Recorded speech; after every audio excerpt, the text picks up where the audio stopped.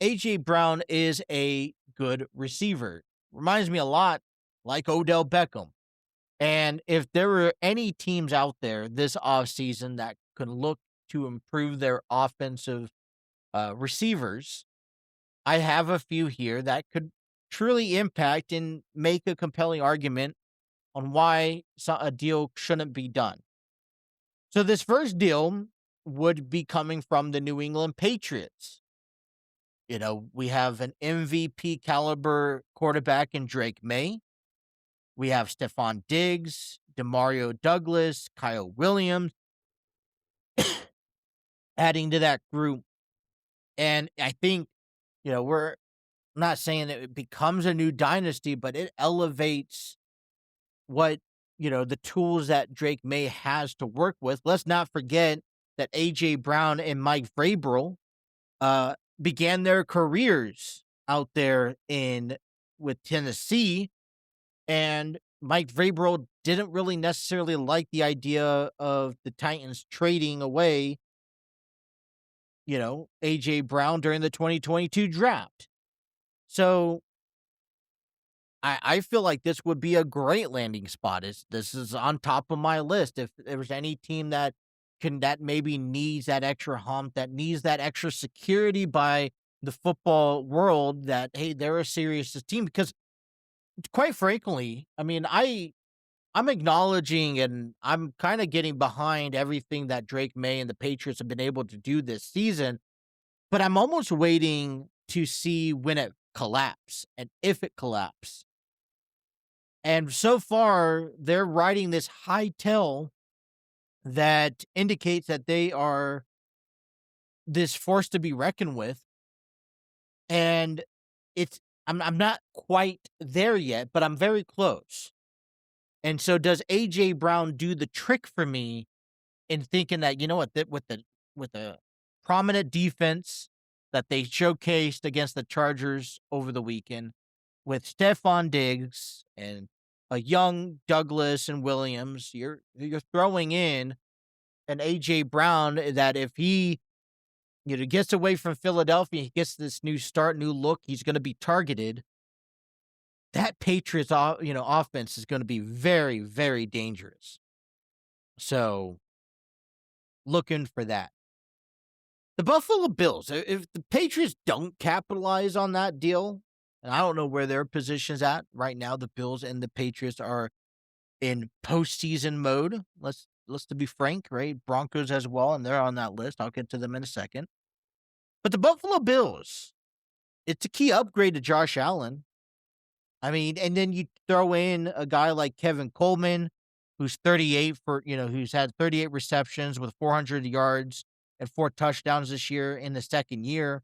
You also throw in Josh Palmer, who was a free agent. He's 22 receptions with over 300 yards. I mean, Josh Allen needs a couple extra key guys and ingredients. I mean, A.J. Brown knows the cold. He knows the atmosphere, plays in Philadelphia. And if A.J. Brown doesn't go to the Patriots, I would be intrigued to see how deep the Bills' pockets go to try to get a star receiver. What about the Broncos? Out there, high altitude. It's kind of hard because I'm like, who would want to go to Denver? Who would want to play for the Broncos? Mile High, Colorado. I mean, I could see A.J. Brown going out there. They got a young Sutton. He has 100 receiving yards, plus he's under contract through 2029. I mean, you're throwing in combinations for Bo Mix, who I think when you have a solid receiving unit that can make grabs, be catches, be at the right place at the right time, Brown's one of those guys who qualifies, then it builds Nix's confidence. And we've seen Bo Nix and this Broncos offense. They're not the most talented offense. They're not top 5 ranked in my opinion. I don't even know if they're top 10 ranked in my opinion. The defense has carried the Broncos to the success they've had. The offense and Bo Nix's offense ability has his confidence has grown throughout the year as he's gotten comfortable, and that has helped elevate their offense over the last back end of the season. But it doesn't necessarily pivot. They still need some help. And so does a key star like, hey, does like AJ Brown, does that help continue building Bo Nix's confidence? Every quarterback needs a little bit of help, needs a little bit of guidance to help push him and push the offense to where it needs to go. Does AJ Brown do that? Yes, he does. And I like the idea that a Broncos could be a possible landing spot. Despite being inconsistently, I don't think they should belong in the top 10 as offense, but they are ranked in the top 10. What about the Baltimore Ravens? You talk about a new, fresh, new look, new start. The Ravens look very appealing to the better nation. You're going to get a new head coach pairing up with Lamar Jackson. You're going to throw in Zay Flowers, who had 86 receptions this year and received over 1,200 yards with 5 touchdowns. Let's not forget, you got DeAndre Hopkins and Isaiah Likely, who's hitting free agency. But guess what? And I think this would be an interesting note. If A.J. Brown says, you know what, let me go to Baltimore, and you're trying to maybe present an idea like DeAndre Hopkins or Likely, hey, we got Zay Flowers, Lamar Jackson. Here's our new head coach. Oh, by the way, we got A.J. Brown. Would you want to come back? Yes, maybe ask you to eat a little bit of the salary so we can make things work. But we're going to be a much more elevated team this year. And let's not forget, A.J. Brown's would be reuniting with Derrick Henry from their time back in Tennessee. And don't forget, the time they were with Tennessee was back in 2019, where the Titans went to an AFC title run. So the Ravens could be a very high pivotal point for A.J. Brown. And then I also threw in the Los Angeles Chargers. We know they need extra help offensively. I don't feel like they have that one receiver that they can just instantly go to. Yes, you have Quentin Johnson. Yes, you have Keenan Allen, Ladd McConkey. They've all had 700-plus yards this season in receiving, which is it's great, but the success has been spread out.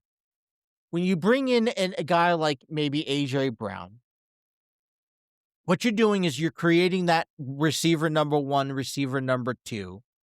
And I'm going to reference this back to Bengals fans. You have Jamar Chase as receiver number 1 and T. Higgins receiver number 2.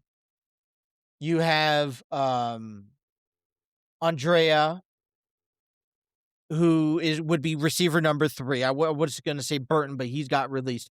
My point is that defensively, when you start looking at these opponents, a lot of teams double team Jamar Chase because they know how good he is. They know what he's capable of. But when they double team Jamar Chase, they have to leave. They're more than likely leaving T. Higgins open. And if they don't, so what they'll do is they'll put their best defender against T. Higgins, double team Jamar Chase. Well, now it leaves you 3-4 slots guys open.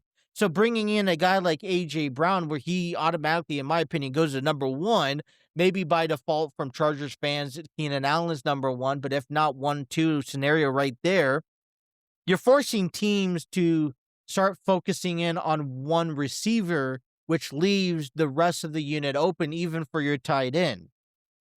And like I mentioned, you do need to have, so here's one of the solutions that I have going for the Chargers that can help. Obviously we can improve on the offensive line. I think we can improve on our pass protection. Also maybe drawing up some plays where tight ends stay behind and our running backs go, maybe we come out of two men in the backfield along with the quarterback for shotgun positions. I think that needs to be broken down, and Jim Harbaugh needs to have a good conversation with whoever's the next offensive coordinator. But now what you have to do is you have to draw up plays that Justin Herbert doesn't take a lot of time. He knows where his target is. He knows by the way he's reading it. A.J. Brown's double covered. Keenan Allen is, mixed up right there. I'm going to target Layden McConkey, so I'll check everything, and it's going to be a 1-2 quick and go. Those, simplifying based off of the tools that you will have around, because then you'll have those moments where A.J. Brown gets that spotlight.